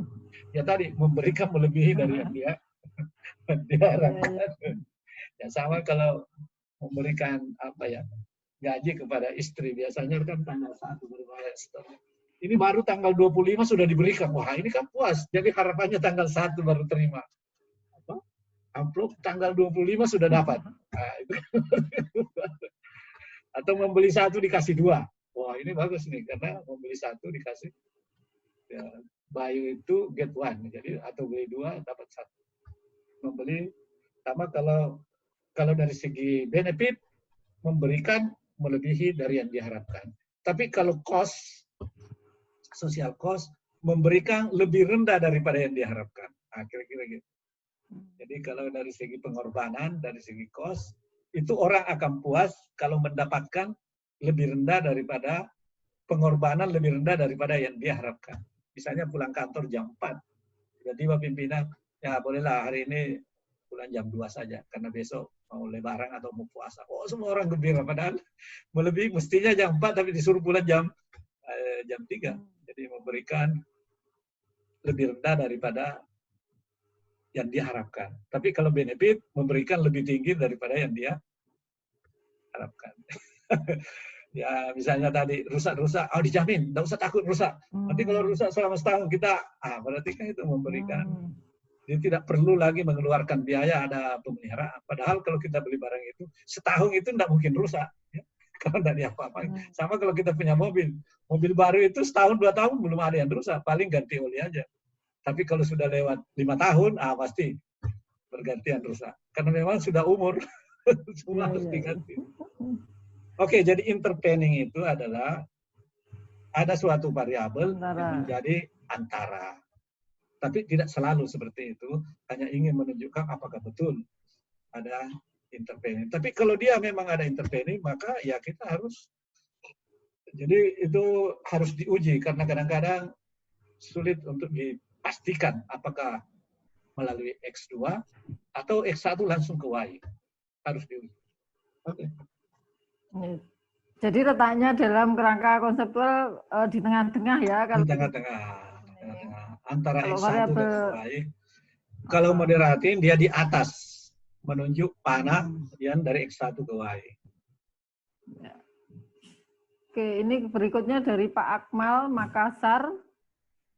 Pertanyaannya seperti ini, apakah perlu melakukan uji validitas dan reliabilitas jika menggunakan data sekunder yang berasal dari survei yang dilakukan oleh instansi tertentu, misalkan dari survei demografi kesehatan Indonesia atau data yang berasal dari BPS. Jadi data itu berupa hasil survei yang sudah dilakukan oleh lembaga tertentu. Nah, itu digunakan sebagai data penelitian. Pertanyaannya, apakah perlu uji validitas dan reliabilitas? Jadi gini, Jadi data sekunder itu kan kita saja yang mendefinisikan bahwa data yang sudah dilaporkan sekunder. Tapi yang sudah dilaporkan ini sebenarnya juga asal-usulnya dari Data primer. dari primer. Ya. Jadi dari angket, diperoleh dari angket, ya kan? Angketnya itu ya tetap kita harus menguji. Karena yang dimaksud di sini uji validity dan validity adalah data yang diperoleh dengan menggunakan angket tadi. Ya. Yang dimaksudkan seperti tadi sekunder itu ya laporan keuangan, semua bersifat pasti-pasti. Jadi tidak akan mungkin data itu ada kemungkinan dia keliru. Karena kalau hasil survei bisa jadi waktu surveinya itu hanya sampel-sampel aja yang diambil karena kita kan mau menguji sampel sebenarnya. Jadi survei yang diteliti tadi berbeda kalau sensus. Sensus kan semua. Ini kan survei itu bisa jadi hanya memilih sampel berapa persen dari penduduk itu yang diambil datanya. Nah, sehingga nanti dilaporkan, lalu itu yang diolah datanya, yang hasil survei itu, ya tetap kita perlu melakukan uji validity. Tapi kalau kita hanya mendapatkan data hasilnya dan kita tidak bisa mengakses data mentahnya, kan tidak bisa uji reliabilitas, Bro? Bukan. Contohnya begini, kalau kita katakanlah tadi contoh skala Likert, dia kan mengedarkan tadi pertanyaan ke masyarakat waktu melakukan survei. Misalnya mengenai kesehatan, bagaimana tanggapan ibu, misalnya ibu-ibu rumah tangga terhadap sanitasi, bagaimana kan di situ sudah ada pilihan-pilihan.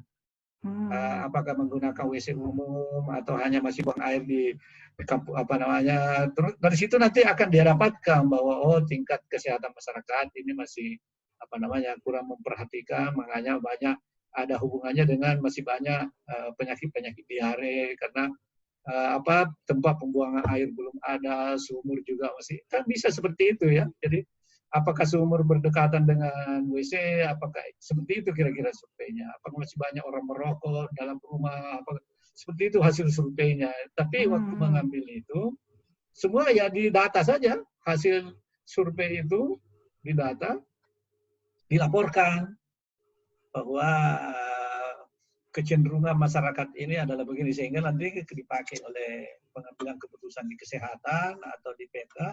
Kalau begitu kita perlu memberikan bantuan kepada masyarakat di sana, dibangunkan WC umum atau disiapkan air bersih karena di sana airnya kurang sehat, atau mungkin ya perlu bantuan puskesmas karena banyak orang sakit-sakit apa yang terjadi di masyarakat, banyak penyakit apa yang dijumpai di masyarakat. Nah, itu kira-kira hanya contoh saja ya. Jadi hasil survei ini dilaporkan, tapi bukan merupakan sensus. Hasil survei itu bisa hanya sebagian saja yang diambil datanya. Lalu kita mengolah data itu, ya tetap sama tadi. Kalau kita membuat sampel, karena ini kan uji sampling sebenarnya. Validity itu sebenarnya ada yang mengatakan uji kuesioner, ada yang mengatakan uji sampel. Jadi sampelnya itu yang diuji. Sampling kita benar nggak? Artinya itu kan berarti lembaganya atau Prof? Yang uji itu kan lembaga surveinya kan? Kalau kita menggunakan hasil dari lembaga survei itu sebagai data sekunder dalam penelitian, kita nggak perlu kan uji validitas dan reliabilitas karena kita nggak pegang data mentahnya, toh? Begini, tetap kita menguji saja, karena nanti kan kita katakanlah suatu hasil survei di situ ada satu kabupaten. Kabupatennya terdiri dari banyak desa. Kita boleh saja mengambil semua hasil survei itu, ada katakanlah 500 atau mungkin hanya 200. Atau kita milih-milih, bisa juga kita milih-milih. Saya katakanlah di situ dari satu kabupaten ada 50 desa. Tapi dari 50 desa itu saya hanya mengambil 10 desa aja. Nah, tetap aja kita kan mengambil sampel. Nah, untuk lebih meyakinkan ya tidak apa-apa kita coba uji validity-nya. Validity dan reliability-nya. Karena kalau kita mendefinisikan selama ini Pak data sekunder itu adalah sesuatu seperti laporan keuangan. Memang itu kenyataan. itu tidak bisa dianu artinya. Tapi kalau survei ini dia lahir dari hasil sampel sebenarnya, bukan populasi yang diambil. Berbeda kalau yang dilakukan oleh BPS populasi, itu tidak bisa lagi diuji validitinya karena seluruh data diambil, ya kan? Seluruh data diambil, berapa penghasilan, berapa konsumsi beras, berapa jadi semua diambil tingkat pendidikan, itu kenyataan semuanya. Jadi bukan sampel lagi. Sedangkan survei tadi dia lahir dari kuesioner. Terus yang diminta pendapatnya hanya beberapa dari sebagian. Sehingga kalau kita memperdebatkan lebih, ya memang kecenderungannya perlu dilakukan uji validity. Benar nggak? Jangan-jangan hasil survei ini tidak mewakili masyarakat seluruhnya. Oke. Ya, jadi tetap perlu melakukan uji validitas dan reliabilitas. Reliability. Apa ada contohnya yang dia contohkan di situ apa tadi? Demografi mengenai kependudukan. Ini misalkan survei demografi kesehatan Indonesia. Ya, itu tadi kesehatan kan. Jadi kesehatan itu sering memang dilakukan penelitian untuk mengambil kebijakan, misalnya penyakit apa yang sering dilakukan, bagaimana pola hidup masyarakat, bagaimana sehari-hari masyarakat itu pembuangan airnya, bagaimana di mana sumurnya, di mana polanya merokok atau tidak, macam-macam kan. Tapi dia tidak secara keseluruhan, hanya sampel saja. Hasilnya ini yang diolah oleh mahasiswa atau peneliti, ya kan? Iya. Karena kita yang mengolah, ya sebenarnya sama saja kita meneliti, tapi ini sudah orang lain meneliti lalu kita ambil. Ya, sebenarnya sama saja kalau kita yang ke sana meneliti, ya harus validity. Kebetulan bukan kita yang ke sana, ya sebenarnya perlu juga validity. Karena ini kan merupakan rangkaian saja. Seharusnya kita yang mengambil, tapi kita karena sudah ada mereka ambil, ya itu aja kita olah. Ya pada saat kita mengolah sebenarnya sama saja kalau kita yang ambil, tetap perlu validity. Oke. Ini ada pertanyaan dari Pak Joshua lagi. Apa yang dimaksud cross tabulation? Cross tabulation. Cross tabulation mungkin yang dia maksud itu adalah panel data. Jadi itu adalah cross. Jadi dia bentuknya matriks. Misalnya kita meneliti 10 perusahaan, berarti jejer ke bawah perusahaan A sampai perusahaan sampai 10 perusahaan. Tapi ke kanan lebih dari 1 tahun. 5 tahun. Jadi 5 tahun. Jadi ke kanan perusahaan, ke bawahnya tahun, atau ke kanan tahun, ke bawahnya perusahaan. Jadi nanti kita akan menemukan matriksnya itu 10 kali 5 tahun, berarti 50. Atau nanti setelah kita mengolah datanya secara statistik, ya dia harus ke bawah semua. A tahun 1, A tahun 2, A tahun 3, sampai A tahun 5. Setelah itu baru B lagi, B tahun 1, B tahun 2, B tahun 3. Tapi pada saat kita mengambil datanya, dia dibuat sebagai cross, seperti matriks. Ya, seperti matriks. Di sebelah kanan tahun, ya, ke kanan tahun 1 sampai tahun ke-5, ke bawahnya adalah perusahaan 1 sampai bulan 10. Tapi pada saat di-input datanya di SPSS, ya kita harus buat tabel. Ketemu katakanlah 10 kali 5, yaitu 50 pengamatan. 50 pengamatan, ya data ini disebut sebagai data panel. Gabungan antara time series dan cross section atau pooled data. Ya, kemudian berikutnya dari Pak Heru Samsul Hidayat, bagaimana menyusun kuesioner yang baik sehingga nanti hasilnya bisa valid dan reliable? Ya, kuesioner yang baik itu pertama kita ada referensi. Ya, kita ada referensi, misalnya penelitian kita terhadap kinerja karyawan. Ya, kita cari referensi kuesioner yang sudah pernah melakukan penelitian. Sebenarnya banyak kok bisa kita dapatkan dari Google. Kemudian yang kedua, mungkin saja kuesioner itu kita tidak menggunakan semua. Misalnya referensi menggunakan 10 pertanyaan untuk Y, 8 pertanyaan untuk X1, 6 pertanyaan untuk X2. Tapi dalam kenyataan, kita mungkin tidak semuanya kita pakai 10 itu. Mungkin kita hanya menggunakan 6 saja. 8 ya mungkin kita gunakan hanya 5 saja. Tentu disesuaikan dengan kondisi yang kita teliti. Karena ini mungkin bersifat umum, tapi yang kita teliti kan spesifik, sehingga tidak semuanya kita gunakan. Misalnya kuesioner ini dipakai di perusahaan go public, tapi kita gunakan kinerja untuk pegawai negeri, ya itu berbeda. Ada pertanyaan yang mungkin kita tidak pakai, itu satu. Tapi bisa juga terjadi kita menambahkan pertanyaan baru. Yang lain menggunakan 5, tapi kita tambahkan 6 atau 7. Nah, ini yang biasa disebut sebagai novelty. Karena ada keunikan pegawai negeri itu dibanding dengan perusahaan swasta. Maka kita menambahkan satu kuesioner lagi, pertanyaan untuk katakanlah pegawai negeri.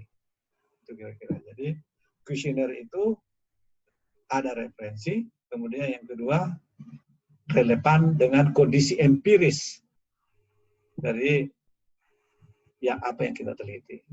Kondisi empiris itu jangan dipaksakan pertanyaan itu, padahal tidak ada kondisi seperti itu yang terjadi di objek yang kita teliti tadi. Ya, misalnya pegawai negeri. Kalau di perusahaan swasta, katakanlah ada kontrak kinerja setiap karyawan. Mungkin kalau pegawai negeri tidak ada kontrak kinerja, karena bentuk penilaian kinerja itu bukan seperti perusahaan. Ya. Atau mungkin ada pola-pola tertentu kalau di perusahaan, ada namanya management by objective. Ada bidang-bidang tertentu di perusahaan, dia itu diberi kebebasan, yang penting tercapai tujuannya. Tapi kalau pegawai negeri itu tidak seperti itu, harus disiplin semua orang.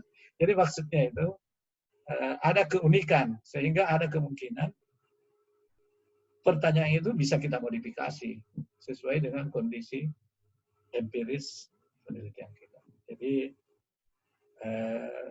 kalau ada suatu referensi kita paksakan, ya tentu nanti hasilnya tidak baik.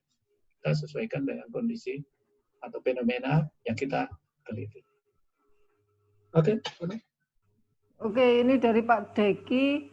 Apa artinya T hitung itu hasilnya minus? Jadi gini, T hitung itu kalau dalam statistik, setelah kita dapatkan T hitung atau T statistik, kita bandingkan dengan T tabel. Apabila misalnya X1 T hitungnya katakanlah 2,5, tapi T tabel hanya 1,9, berarti kan T hitung lebih besar. Berarti X1 signifikan pengaruhnya terhadap Y. Y itu makna daripada T hitung. Tapi dulu kalau kita menghitung manual, kita masih melihat T tabel. Tapi sekarang tidak perlu lagi kalau SPSS. Karena kita sudah ditunjukkan probability atau P value. Misalnya 0,06. Itu artinya T hitung kita itu setara dengan tabel 6%. Berarti kalau kita membuat signifikansinya itu batasnya 10%, berarti X1 ini signifikan pengaruhnya terhadap Y. Jadi kita tidak perlu lagi mencari T tabel. Nah, terus kenapa ada T hitung negatif atau positif? Itu tergantung dari koefisiennya. Karena T hitung itu diperoleh dari koefisien dibagi dengan standar deviasi. Jadi kalau koefisiennya negatif, ya pasti T hitungnya nanti negatif. Dan pada saat membandingkan dengan T tabel, itu angka mutlak. Kita tidak melihat dia negatif atau positif. Misalnya negatif 2,5, ya tetap angka mutlak pada saat membandingkan dengan T tabel, kita bandingkan T tabel mengatakan 1,9, ya tetap kita mengatakan T hitung lebih besar. Karena T hitung di sini pada saat membandingkan dengan T tabel, kita asumsikan sebagai dia angka mutlak. Tapi mengenai dia negatif, itu tergantung pada koefisiennya, pengaruhnya X1 terhadap Y. Misalnya harga. Harga itu secara teori pengaruhnya negatif terhadap jumlah permintaan. Artinya kalau harganya naik, jumlah permintaannya akan turun. Itu makna pengaruh negatif. Nanti kalau dia dihitung, T hitungnya, dia pasti negatif. Karena T hitung lahir dari koefisien dibagi dengan standar deviasi. Tapi Ya, dengan software statistik kita kan nggak perlu lagi ya melihat T-hitungnya itu ya, berapapun hasilnya. Karena kan yang kita lihat langsung ke probabilitas atau tingkat signifikan. Tetapi di dalam software tetap dia tunjukkan ini T-hitung. Kan tetap jadi itu kan. Di sampingnya di situ ada P-value. Tapi pada saat kita memasukkan dalam laporan, biasanya T-hitung itu tidak dimasukkan lagi. Langsung aja signifikansinya yang dimasukkan. Misalnya 0,04, karena itu dianggap sudah mewakili T-hitung di situ. Oke? Ya, Prof, ini ada dari Pak Gunarto Semarang. Tanya tentang buku Gujarati. Ya. Itu isinya apa? Maksudnya ekonometrika. Ekonometrika itu adalah ilmu ekonomi yang menjelaskan tentang hubungan-hubungan kuantitatif. Sebenarnya itu statistik dipadukan dengan ekonomi. Sebenarnya statistik dan ekonomi di situ. Jadi khusus kaitannya dengan regresi, kaitannya dengan macam-macam regresi itu di situ. Asumsi klasik. Jadi ekonometrika namanya itu. Jadi dasar-dasar ekonometrika di Gujarati itu bisa di-download dari internet. Jadi kita kalau mau belajar ekonometrika itu sebenarnya sudah sama dengan statistik. Hanya dibatasi kalau di situ di ekonometrika hanya yang berkaitan dengan hubungan-hubungan secara kuantitatif, hubungan-hubungan variabel ekonomi secara kuantitatif. Pembahasannya itu adalah tadi regresi-regresi semua di situ, asumsi klasik, multi-stage, ya SEM, semua di situ ekonometrik. Jadi ekonometrika itu adalah ilmu ekonomi yang menjelaskan hubungan antara variabel ekonomi yang satu dengan yang lain. Tadi ya tentu regresi perawatannya. Jadi dia lebih khusus kepada analisis hubungan antar variabel dalam ekonomi, termasuk variabel dummy, analisis faktorial. Jadi semua ada di situ. Jadi lebih banyak digunakan dalam penelitian-penelitian itu adalah ilmu ekonometrikanya. Jadi kalau ingin mendalami statistik bisa di situ ya, Bro? Ya, dari orang-orang ekonomi pada umumnya di situ belajarnya, karena di situ lebih detail. Kalau statistik kan dia detail juga, tetapi pada saat masuk kepada implementasi di ekonomi, itu dia ada, dia bersifat umum. Tapi kalau dia ekonometrika itu adalah spesifik kaitannya dengan ekonomi. Berikutnya ini dari Bu Enda Susilowati, UPN Jatim. Dalam uji regresi linear berganda, misalkan variabel independennya 5, maka saat menginterpretasikan koefisien regresi, masing-masing variabel digunakan yang mana? Apakah standardized coefficient atau unstandardized coefficient? Ketika interpretasi. Yang dipakai pada umumnya adalah standardized, unstandardized. Unstandardized. Karena tadi kalau kita mau memprediksi yang menggunakan tadi standardized, ya harus dikembalikan dulu, harus dihitung dulu standar deviasinya. Padahal data kan kita tidak lihat lagi. Bagaimana mendapatkan standar deviasinya? Kecuali kalau kita masih punya data mentahnya. Ya. Jadi dia yang dipakai di dalam analisis ya unstandardized yang di sebelah kiri kalau di kolom koefisien standardized. Kalau dia standardized itu tidak ada B0-nya. Dia langsung B1, B2, B3. Nah, itu yang sama dengan SEM. Jadi dia tidak punya B0. Tapi kalau yang unstandardized ada B0. Sebab itu kalau kita mau menggunakan untuk memprediksi, membuat ramalan, yang dipakai adalah unstandardized. Oke. Jadi yang dipakai adalah yang unstandardized untuk melakukan interpretasi. Ya. Satu lagi dari Pak Tony, apakah asumsi klasik itu perlu disampaikan secara detail di dalam artikel?